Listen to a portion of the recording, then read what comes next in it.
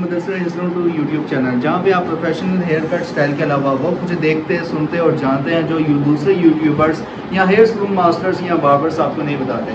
तो आज जैसे कि हमने एक सिंपल सी वीडियो आपको व्यूवर्स के लिए स्पेशली उन नाई हज़रात या बार्बर्स के लिए लेके आए हैं जो प्रोफेशनल तौर पर स्लोप नुमा ख़त जो है वो बनाना चाहते हैं।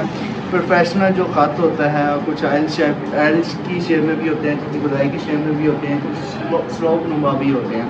अब टोटल जो इस वीडियो में तमाम डिटेल्स है वो आपको बताएंगे और कैमरामैन युगेब के साथ हम आपको वेलकम करते हैं इस वीडियो में। और मैं सर मुबशर से रिक्वेस्ट करूँगा वीडियो का ड्यूरेशन ज़्यादा ना हो, तो लिहाजा हम स्टार्ट करते हैं वीडियो को। अस्सलाम वालेकुम, welcome back to Mudassir hair salon to YouTube channel में आपको दोबारा खुश। मैं आपका अपना मुबशर अब्दुल बासित और युगेब साहब के साथ हम जो ना आज की इस वीडियो में आपको जो ना शेड बनाने का स्टेप बाय स्टेप तरीकाकार समझाएंगे। नॉर्मल दाढ़ी की स्लोप बनाकर और नीचे से राउंड निकाल कर और इसको स्ट्रेट शेप में जो ना ख़त का प्रोसीजर दोहराएंगे और उसका एक एक पॉइंट आपके साथ शेयर भी करेंगे और साथ में जो ना प्रैक्टिकल भी करके दिखाएंगे। तो दोस्तों काफ़ी व्यूवर्स और काफ़ी जो ना वो न्यू जो होते हैं उनका ये सवाल होता है कि भाई कैंची और कंघे की मदद के साथ कैसे स्लोप बनाई जाए दाढ़ी की। तो आज की इस वीडियो में हम आपको जो ना कैंची और कंघे की मदद के साथ स्लोप बनाने का तरीकाकार भी समझाएंगे और फिर हल्की सी मशीन लगा के उसमें मज़ीद खूबसूरती कैसे ले आ सकते हैं आप लोग। जैसे कि आज की इस वीडियो में हम जो ना शेड प्रॉपर बनाएंगे हल्की सी मशीन का टच देकर। तो ये अगर आपने एक एक पॉइंट जानना सीखा तो आपको जो ना रिज़ल्ट मिलेगा 100%। तो दोस्तों हम जो ना आज की इस वीडियो का जो टॉपिक है उसको करते हैं स्टार्ट। तो बासित भाई आपने एक एक पॉइंट समझना है। जी जी बासित भाई सबसे पहले हमने जो ना कलमों को सेट करना है। दाढ़ी में कलमे सेट करना इसलिए ज़रूरी होता है कि बैक साइड से जो ना राउंड निकाला जाता है। तो इसके लिए कैंची की नोक का इस्तेमाल करेंगे हम। एक्स्ट्रा जो बाल हैं इनकी हम सफाई करेंगे। तो बासित भाई ना व्यूवर्स इनकी तबीयत का मसला था तो इसलिए हमने जो ना क्लासेस की सीरीज़ फ़िलहाल रोकी। तो बासित भाई वो आप खुद ही बता दीजिएगा। और व्यूवर्स जैसे कि थ्रेडिंग जो कि ब्यूटी पार्लर्स और स्पेशली जो हेयर सलून मास्टर्स हैं ना वो बहुत ज़्यादा यूज़ करते हैं और ये बहुत कॉस्टली भी होता है थ्रेडिंग करवाना। तो थ्रेडिंग के जो सर मुबशर कह रहे थे आज से ही क्लास स्टार्ट करते हैं, तो मैंने कहा चलिए ठीक है, लेकिन इसको क्लास में काउंट ना करें। और मेरी जो स्पेशली जो क्लास आएगी वो थ्रेडिंग पे और वो खाली एक दफ़ा नहीं होगी थ्रेडिंग, मतलब कि एक ही कस्टमर पे अप्लाई करना। थ्रेडिंग सीखना नॉर्मल काम नहीं होता है। इसमें मैं खुद मैं अपनी फिंगर से अभी तक ना थ्रेडिंग नहीं चला पा रहा। धागे को पकड़ के किस तरह से हम स्किन पे अप्लाई करके बालों को रिमूव करके बहुत डिफिकल्ट है। तो आज की ये क्लास में ही मेरे काउंट हुआ था क्योंकि सर मुबशर से मैंने कहा कि कल से स्टार्ट करते हैं। और जैसे कि सर मुबशर ने बताया है कि स्लोप नुमा जो ख़त है वो किस तरह से बनाना है। इजाफी जो बाल है साइडों में उनको हम पहले सेट कर दें। इस तरह भी अप्लाई किया जाएगा, पतली मशीन भी अप्लाई होगी, कैंची कंघे का भी इस्तेमाल होगा, प्लस छोटे कंघे का भी इस्तेमाल होगा ताकि स्लोप जो है वो बहुत अच्छी बन सके। इस साइड से जो ना हमने शेड को सेट कर लिया, फ्रंट साइड से भी कलम की सेटिंग की थी, बैक साइड से भी। और अब हमने ना मोटे वाले कंघे की मदद के साथ दाढ़ी का वेट कम करना है। तो जैसे साइड की स्लोप बनाई जाती है ना कटिंग के दौरान नॉर्मल, सेम वैसे ही आपने कंघे को छालना है और जो कंघे के ऊपर बाल आएंगे उनको कैंची की मदद के साथ जो ना आपने ट्रिम कर लेना है। तो लिहाजा जो ना हम नॉर्मल करेंगे पहले मोटे कंघे की मदद के साथ, फर्स्ट साइड से जो ना कैंची और कंघे की मदद के साथ दाढ़ी को सेट। नॉर्मल वेट हमारा सेट हो चुका है कैंची कंघे की मदद के साथ। अब इसके बाद मैंने ना कैंची की मदद के साथ सबसे पहले गर्दन वाली साइड से जो ना राउंड निकालना है। तो इसके लिए स्किन को खिंचाव में रखूँगा और कैंची की मदद के साथ जो ना मैं इसकी लाइन को बना कर फिर ब्रेक मशीन लगा के इसको मज़ीद वाज़ेह कर लूँगा। तो इसके बाद मैंने स्लोपिंग करना स्टार्ट कर लेना है, यानी कि फेस बनाऊँगा। तो व्यूअर्स एक तो बहुत अच्छा काम तरीका है। एक आप कैंची से लाइनिंग बनाने के बाद आप मशीन का अप्लाई कर लें ताकि जो रेज़र है वो चलाने में आसान हो। जैसे कि समटाइम क्या होता है कि हमने ना लाइनिंग या कैंची से हमने लाइनिंग नहीं बनाई होती और ना ही हमने मशीन से लाइनिंग बनाई होती, लेकिन क्या है कि हम जब स्किन को तर्क कर लेते हैं ख़त बनाने के बाद में हमें याद आता है ओहो हमने तो लाइनिंग नहीं की थी, ना ही हमने मशीन से निशान बनाया था। तो तब उस दौरान आप सिर्फ कैंची से भी लाइनिंग कर लेंगे तो तब भी बेनिफिशियल है। लेकिन जब आप प्रोफेशनली तौर पर काम कर रहे हैं तो इस चीज़ का लाजमी ख्याल रखें कि पहले आप कैंची से लाइनिंग बनाएं नीचे गर्दन से, उसके बाद मशीन अप्लाई करें। इससे क्या होगा कि खूबसूरती आएगी खत में, नीचे से भी और साइडों से भी और ऊपर से। और अब बस भाई मैंने 8 नंबर क्लिप लगाया है जी। उसके बाद 3 नंबर और 4 नंबर के साथ शेड जो है ना मैंने प्रॉपर रेडी कर लिया है। जैसे वीडियो के क्वेश्चन से व्यूवर्स समझ गए और आपको मैंने जो ना प्रैक्टिकली तौर जी, पर समझा दिया। तो अब हल्की फुल्की मिक्सिंग करूँगा कैंची और कंघी की मदद के साथ। अब की बार जो है ना छोटे वाला कंघा इस्तेमाल करूँगा मैं, क्योंकि फेड्स को मैंने साथ मिक्स करना है। बिल्कुल। और डेफिनेटली जहाँ पे मशीन जो है ना वो मिक्सिंग नहीं कर पाती, वहाँ पे कैंची कंघे का इस्तेमाल से ना, सीज़र और कॉम्ब के इस्तेमाल से जो है ना वो काफ़ी अच्छी मिक्सिंग हो जाती है। और फाइनली होता भी यही है कि जहाँ पे मशीन नहीं कवर कर रही, वहाँ पे जो सीज़र है और कंघी है वो कवर कर लेती है। तो फर्स्ट साइड का शेड जो है ना वो रेडी हो चुका है। अब हमने सेकंड साइड का करना है। तो मैं आपको दोबारा जो है ना याद दहानी करवा दूँ। सबसे पहले हमने कलम की फ्रंट साइड से इसकी शेप को सेट करना है, रफ बालों को। फिर बैक साइड से हमने शेप को सेट करना है कैंची की नोक के साथ। यानी कि बैक साइड की हमने ना बनावट बना लेनी है। ये इस तरह लगा के जो हल्की सी शेप बनानी है ना हमने, इसको हमने कैंची के साथ पहले सेट करना है। फिर उसके बाद हमने मशीन लगा के इसको मज़ीद नीड कर लेना है, ताकि बाद में जब हम ब्लेड लगाएं आसानी के साथ बाल उतर जाएं और मज़ीद खूबसूरती आ जाए। जब हम साइड को इसी तरह सेट कर लेंगे बस नहीं, फिर हमने जो ना कैंची और कंघी की मदद के साथ जो ना दाढ़ी का वेट कम करना स्टार्ट कर लेना है सेकंड साइड पर, फर्स्ट साइड की सेकंड साइड का वेट जो है ना वो कैंची और कंघी की मदद के साथ जो है ना हमारा कंप्लीट हो चुका है। अब हमने जो ना लाइन लगानी है गर्दन वाली साइड, तो कैंची की मदद के साथ पहले हम लाइन को हल्का सा सेट करेंगे और फिर ब्रीक मशीन लगा के लाइन को मज़ीद कर लेंगे। आप देख रहे हैं मैंने ना नॉर्मल नोक रखी है, ज़्यादा गहराई वाली नोक नहीं रखी, वो ज़्यादा ओवर लगेगी भाई के फेस की खूबसूरती के हिसाब से। डेफिनेटली जहाँ पे बालों की लेंथ हो तो उसके हिसाब से जो है ना खातर नहीं होना चाहिए। तो काफ़ी अच्छा जो है वो बालों की लेंथ देखकर, फेस की बनावट को देखकर जो है वो बना रहे हैं मुकम्मल खत की एक प्रोफेशनल लेवल की जो एक खूबसूरती होती है उसको मुहैया करती है। दोबारा 6 नंबर का क्लिप लूँगा बस, इसके साथ हल्की सी फेड की बनावट को बनाऊँगा। फिर उसके बाद 3 नंबर क्लिप लूँगा। 3 नंबर क्लिप लगाने के बाद छोटे वाले कंघे की मदद के साथ मिक्सिंग कर लूँगा। तो ये 3 नंबर क्लिप जो है ना हमने लगा लिया है सेकंड साइड पे।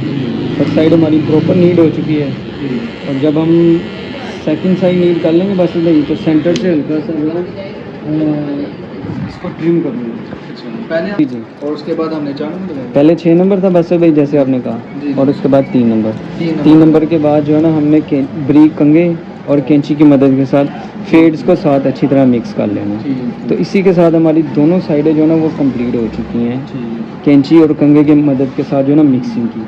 अब हमने सेंटर से हल्का सा जो है ना वेट को कम करना है। तो उसके लिए जो है ना मैं बड़े वाले कंघे को पकड़ लूँगा, हल्की सा जो है ना स्लोप के एंगल में चला के कंघा, और इसकी जो ना वेट को कम कर लूँगा।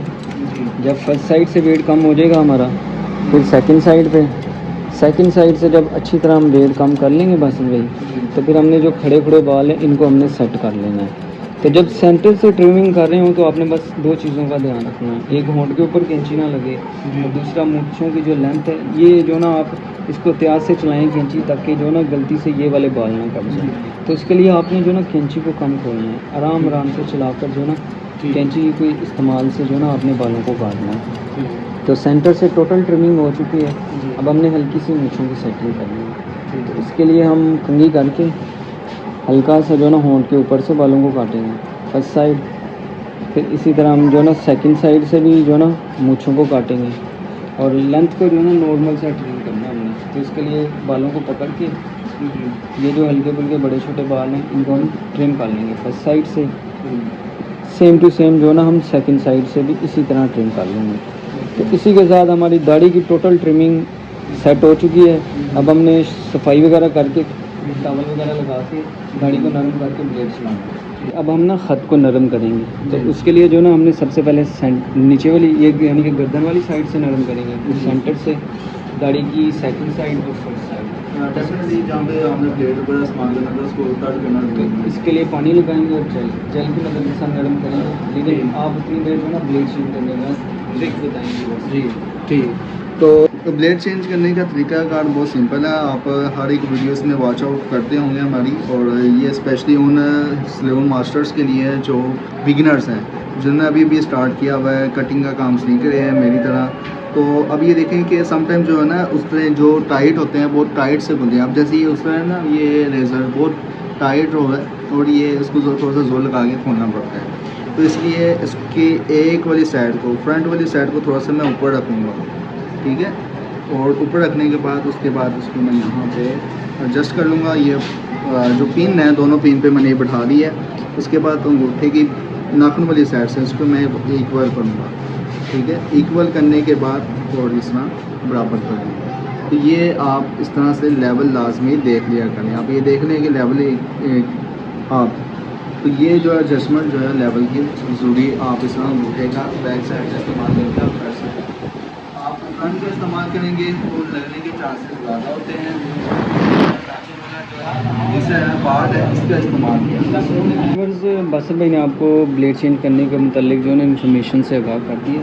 तो उस दौरान मैंने जेल लगा ली है, तो अब स्किन को खिंचाव में रख के उस तरीके पर गिरफ्त करके अब हमने ना बासिल भाई खत की बनावट को स्टार्ट कर लेना है। तो उसके लिए सबसे पहले जो ना कलम वाली साइड से ब्लेड लगाएंगे। स्किन को इस तरह खिंचाव में रखना है। आराम आराम से ब्लेड चलाते हुए हमने जो ना कलम की शेप को हड्डी तक, ये हड्डी जो होती है ना यहाँ तक, हमें इसको चौड़ा शेप में सेट कर लेना है। इस तरह उस तरह चलाकर बिल्कुल स्ट्रेट एक जैसा इस तरह चलाकर। और उसके बाद हमने जो ना इस तरह की नोक यानी कि ब्लेड का जो फ्रंट वाला हिस्सा ना, इसकी मदद के साथ हमने जो ना हल्का सा स्किन को खिंचाव में रखना है। आराम आराम से ब्लेड चलाते हुए जो ना इसकी शेप को बना लेना है, यानी कि इसको हल्का सा स्ट्रेट शेप में जो ना हमने खत को प्रॉपर बना लेना है। जब हम लाइनिंग वाजिया कर लेंगे इसकी बनावट को, फिर हमने स्किन को मज़ीद खिंचाव में रखना है और फिर हमने जो ना प्रॉपर ख़त की लाइनिंग बना लेनी है।